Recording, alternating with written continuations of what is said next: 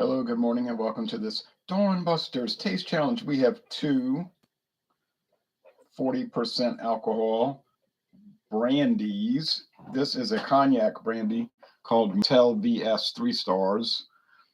Some parts of the world use stars instead of the letters, so that's what I got the 3 stars. A 3-star brandy is VS. And this is from a company founded in 1715, the oldest cognac company, Martell. 1715, that was the last year of the reign of Louis XIV, who died in 1715 after a 72-year reign. And this was bottled on September 26, 2016 at 2:17 in the afternoon. Now that's good information on the bottle, guys. Martell Fine Cognac. Okay, this is only a 200 milliliter bottle, so they had a deal at Savannah Discount, 2 bottles for $11, so $5.50 for that. That's a good deal considering the price of Martell. It's kind of expensive. Now, the competitor is Hervé.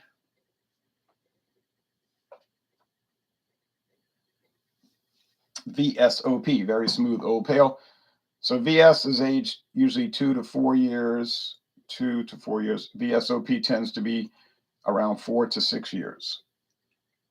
But there's no strict law about that. So I wouldn't put too much emphasis on that. XO brandy is supposed to be 6 to 10 years. You hope for the best, when you buy these. Hervé, introduced in 2019, bottled in Kentucky by the Founders Company. Now, it doesn't say it's made in Kentucky. If you pay attention to the bottle, it says bottled in Kentucky. So it could be from anywhere. And it says brandy with natural flavors. So it's got flavoring added. And caramel color. That's why it's dark like that. It's got caramel color added. All right.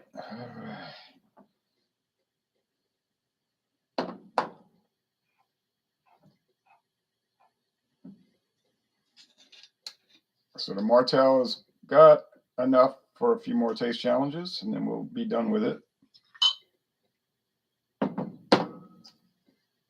Metal cap.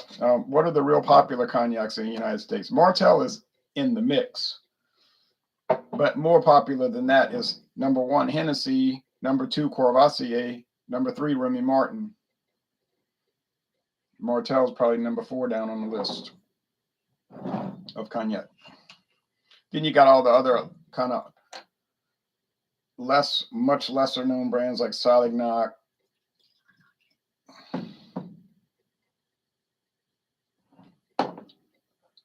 and Biscuit and Debouché, and there's dozens and dozens and dozens of cognac brands, but there's only like 4 that are well known. Okay.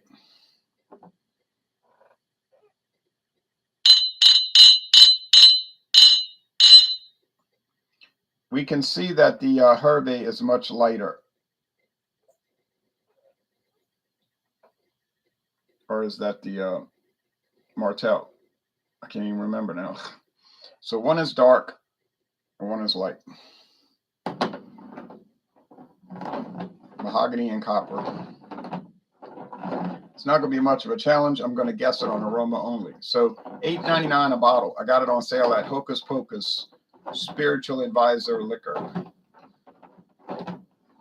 Beer, wine, and liquor store in Prairieville, Louisiana, on United States Highway 61 on the northbound side. Last town you pass before you get to Baton Rouge. The Martell VS I bought at Savannah Discount in Marrero, Louisiana, on Louisiana Highway 45 on the northbound side of the highway. Also a 4-lane highway.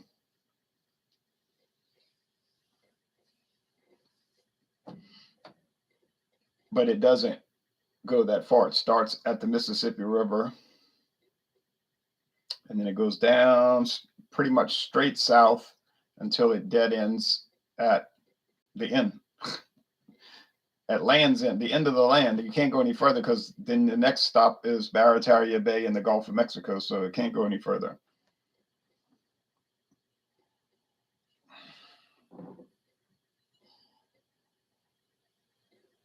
Smell like grape skins, kind of sharp grape pulp, grappa, grape skins.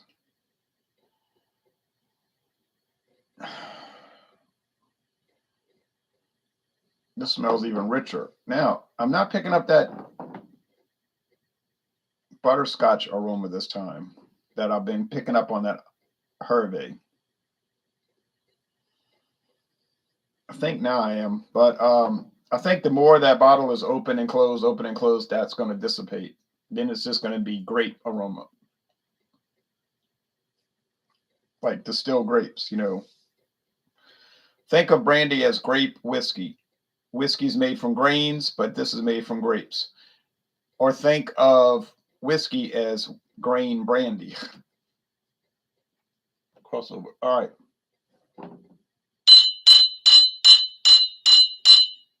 Taste. So I couldn't get it on aroma only, but I think this is the Hervé. I was at what, 5 out of 5 correct, or 6 out of 6 correct on aroma only. But like I'm saying, the more the air is hitting it, the more it's breathing, the more the pressure is released or whatever, that strong butterscotch nose is dissipating.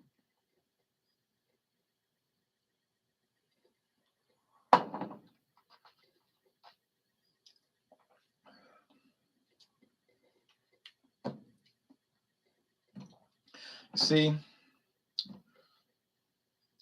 it's just raisins. You say golden raisins, right? Or is it purple raisins? Like golden raisins, alcohol, 40%, grape skins. It just tastes like any other brandy. Like they all kind of taste the same when you get to the bottom side flavors, just the base flavors. And you get some oak barrel.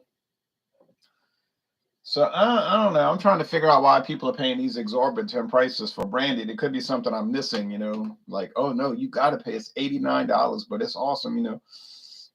Some of them are kind of sharp. Now, the only thing I've noticed is some are kind of bitey. Like if you get E&J Gallo, E&J VS, which if you look at the bottle carefully, it says produced for E&J Gallo of Modesto, California. It doesn't say it's made by them. So that's under contract. It's obvious because it would say made by them. I guess they're concentrating on wine. They don't really have time. Now, they might be shipping the grapes to somebody. You see what I'm saying? Because E&J or just wine, they might be shipping straight wine to somebody to process it into brandy. Now, who's doing it? I don't know. Do they have brandy producers in California? Yeah. Like Paul Masson and all, but that's under a different ownership now anyhow. But you can find out a lot of things by reading the label. Okay. Over here.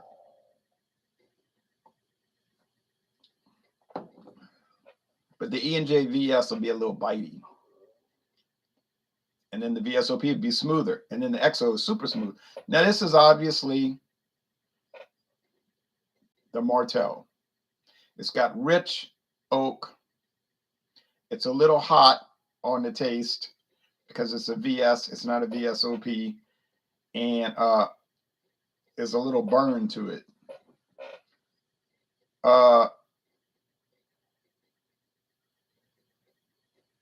Is cognac special compared to regular brandy? It's special because they claim it's special. It's just made in a certain region of France, the cognac region. Other than that, it's just brandy, grape brandy. So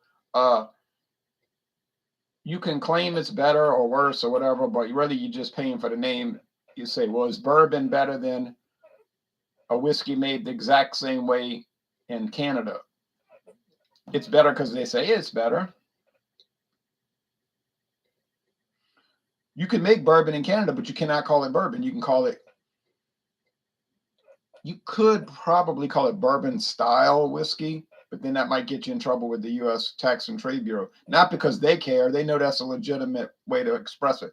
But you got bourbon producers that are going to try to use the government's power to regulate them off the shelves, like they did with Crown Royal's version when they made Crown Royal bourbon mash. They never said it was a bourbon, although it smells and tastes exactly like bourbon and is produced exactly like bourbon. But they didn't say it was bourbon. They said it was bourbon mash. And the U.S. government let it go through. They say, oh, yeah, well, you're not claiming it's bourbon. But then the bourbon producers say, oh, no. So all of a sudden, even the early bottles, they had adhesive they had already made the bottle, so you just put like an adhesive new label over it, calling it Blender's Mash, with a disclaimer. This product is not bourbon. Okay, so that's an example. Better or worse, it depends on each product. You gotta grade them on their own merits. So is just whiskey better or worse than bourbon whiskey? Or is brandy better or worse than cognac brandy? Well, you decide.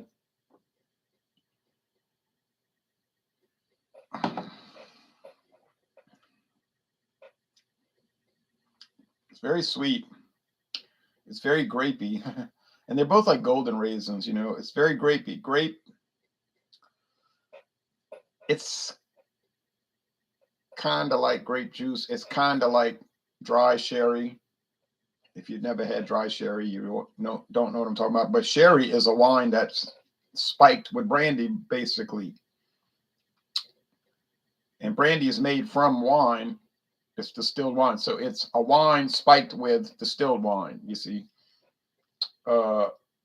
Fortified wine, as they call it. But it's still all grapes, All right.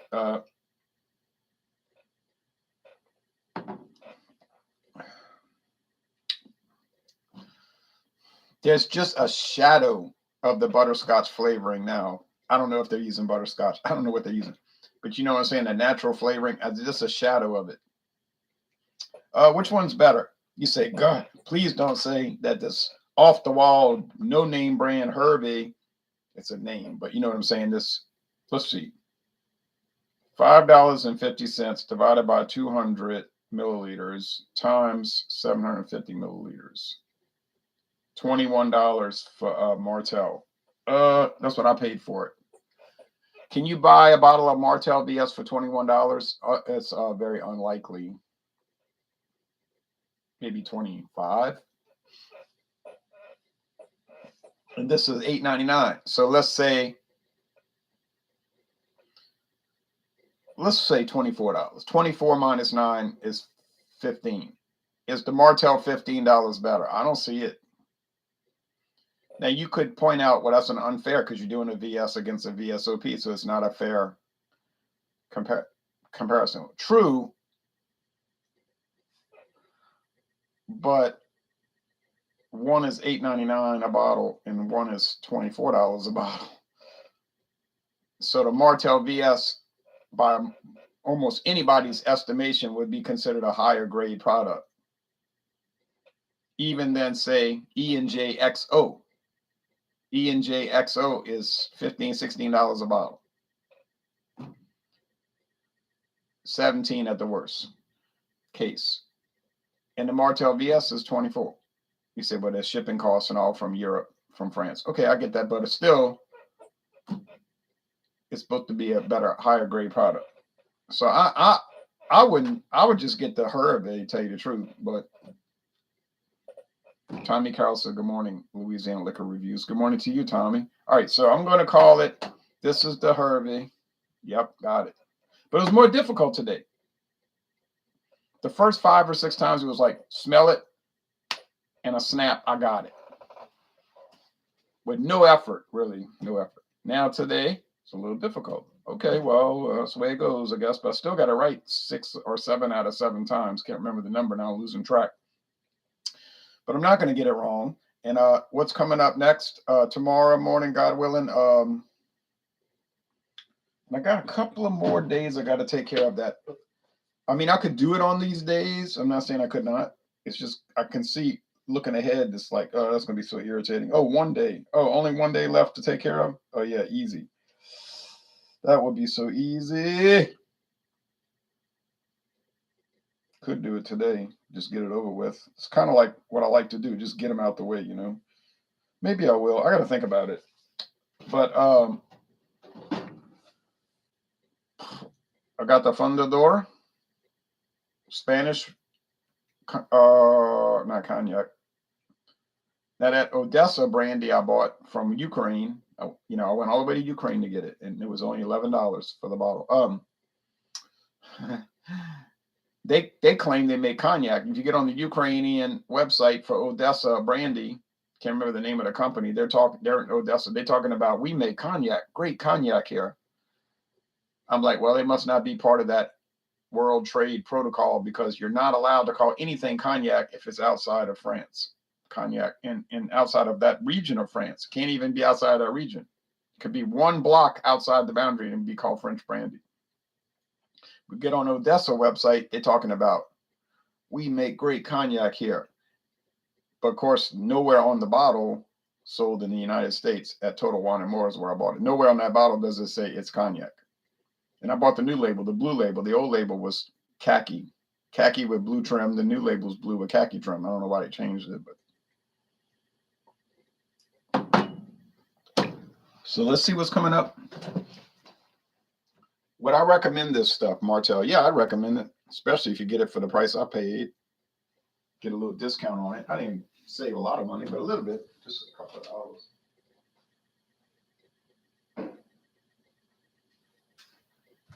Oh yeah, Fundador.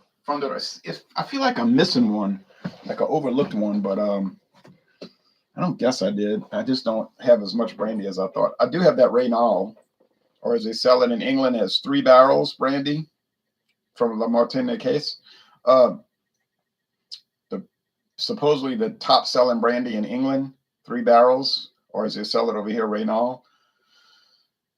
I don't know why they don't call it 3 barrels in the U.S., but they might already have a trademark for some other product called 3 barrels. So in the United States, the exact same label, but instead of saying 3 barrels, say Reynal. It was made by the company. The company's called Reynal. It's a family-owned brandy company, Reynal, in France. But the parent company is La Martine case. They might not technically own Reynal. They might just handle the distribution or something like that. It's sort of like with Cruzan rum. Cruzan is under the Beam Suntory umbrella, but if you look at the website, it's all about the Nelthrop family owns it or something. Like some of these are like distribution agreements rather than a straight ownership thing, I do believe. Or sometimes it is a straight ownership, like Leinenkugel's being bought out by Miller Brewing Company in 1987, 88. But then their agreement is that the Leinenkugel people still run it. So you said, so the Leinenkugel family is employees of Miller? I don't think they would be considered employees of Miller. But they're employees of Leinenkugel's brewing company that's owned by Miller. And they control the operations of the brewery. So I don't know, I'm not a lawyer. I'm not a corporate lawyer, but I played one on TV, You know what I mean? I'm not a lawyer, but I stayed at a Holiday Inn Express last night.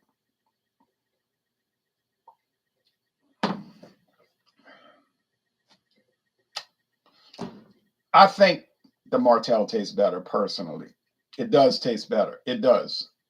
But do I really want to pay $15 more for it? No, I'll make the trade-off and save the $15 and just compromise and enjoy the Hervé. It's not that much of a loss. Wings and Pizza said never knew Miller owned that brewery. Yeah, see, they kind of keep it. I think they just say to each other, let's keep it on a down low. So nobody will ever know. You know what I mean? So it's like you get on the Leinenkugel's website, it's all about Leinenkugels. You never see the word Miller anywhere on the website, except if you get deep into the website and read about the history, and there's like a little. And then in 1988, we got bought out by Miller, but we're not talking about that right now. So they just kind of go on and don't really emphasize it in any way. Just like Martell. You get on the Martell website, you're not going to see anything about Pernod Ricard. Unless you click on the privacy policy, those legal disclosures, then it'll pop up and say Pernod Ricard. But otherwise, it's going to all talk about Martell, the history, the distillery. If you go visit the Cognac house in France, you can visit the people, who their production team is, and it's not going to even go anywhere close to talking about Pernod Ricard. It's just like with whiskey, with the what they call it, Chivas Brothers. If you didn't pay attention, you could get on Chivas Brothers website and never realize it's part of Pernod Ricard. It's their Scotch whiskey division. But you could just, in your own thinking, approach it as though it's its own company, and it would seem that way. And it largely is that way as far as their daily operations, I guess you could say. There's also from Martell the VSOP. I've not seen that around commonly, but I have seen it. Now, Mathern's got the Cordon Bleu. I saw that yesterday. Only $199 a bottle. You say, what? Yeah, only $199 a bottle. Blue Swift, an audacious combination made of Cognac VSOP, and that's the one aged in the bourbon barrels with the bourbon in it, right? That's why they can't call it Cognac, because technically it ain't a Cognac. Cordon Bleu Extra. It goes beyond the regular Cordon Bleu.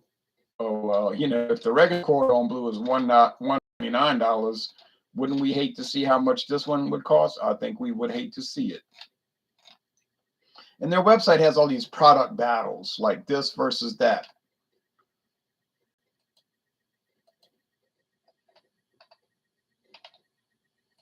Then there's the XO. Oh, well, I mean, if you better have a lot of money laying around, that's going to be hundreds. You heard me right, hundreds, $200-300 a bottle. The Martell XO, the Lord de Jean Martell, a rare encounter. It's got a handmade glass bottle, cut crystal. Get ready to pay. VSOP medallion. Yeah, that's going to cost you way more money than you would want to spend, but it's going to cost you and you're going to pay. All right. Now, does Hervé have any super products? What do you think? The VSOP is $8.99. Could there be a Hervé XO? Yeah, there could be. What's it going to cost? Probably $12.99. You know what I'm saying? Could there be a bourbon oak barrel version? Yeah, it'll probably be $15.99. So the whole thing is going to be low price. You know that. I know that. The American people know that. And then also the fact that you're probably never going to see it anyway. But I'm glad I ran across it. Would I buy it again? I would buy it again. And I think if I ever bought it again, I'd get the big bottle. Just I could use it as a baseline. You know what I'm saying? Just a one to just taste challenge everything else. But I'm not going to buy it if I don't see it. Like if I never see any videos for this, if I never see anybody talking about it, I'm not going to buy it because it's too obscure. And it'd be like I'm living in my own private Idaho reviewing it, So I don't want to do that. There's some other American brandies that I want to tackle that are pretty well known. Like, what's that one I see at Total Wine all the time? It's real big in California. It's called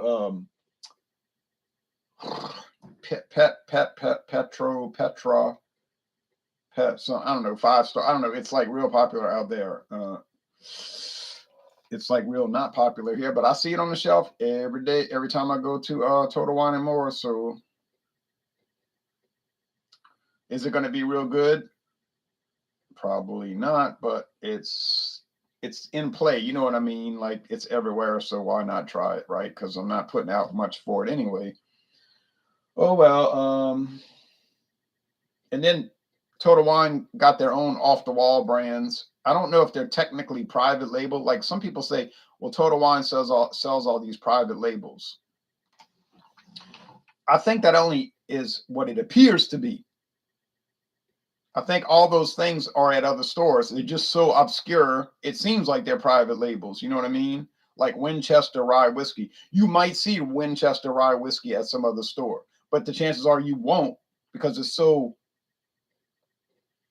unknown. Nobody else wants to stock it because it's going to sit on the shelf for the rest of the history of the world. But Total Wine puts it out there on the shelf, and they got it priced so low, they figured people were going to buy it. Like Edrington Canadian whiskey. They'll just put, so they'll put it out there. And I think that's what really is going on. I don't think it's really private labels. It just seems like it is. Because I've checked a lot of these things, and other stores do sell them. Because, like I'm telling you, it's the only company that can afford to put all that stuff on the shelf is Total Wine and More because they're huge and they can absorb a lot of just inventory sitting there. And it'll move because they're going to price it so low. I ain't saying it's going to set the world on fire. You're not going to see a whole lot of Kavanaugh Irish whiskey videos, but they're out there, here, there, and not too many other places. Just here, there, and obscure, in obscure land. All right, well, so we'll finish out with Fundador, which is a world famous brandy. Well, not so much in the United States, but if you go to the Philippines or Spain, or like maybe Equatorial Africa, it'll be popular. Thanks for watching this video production. And then we're going on to rum, by the way, silver rum with Don Q, which is famous everywhere.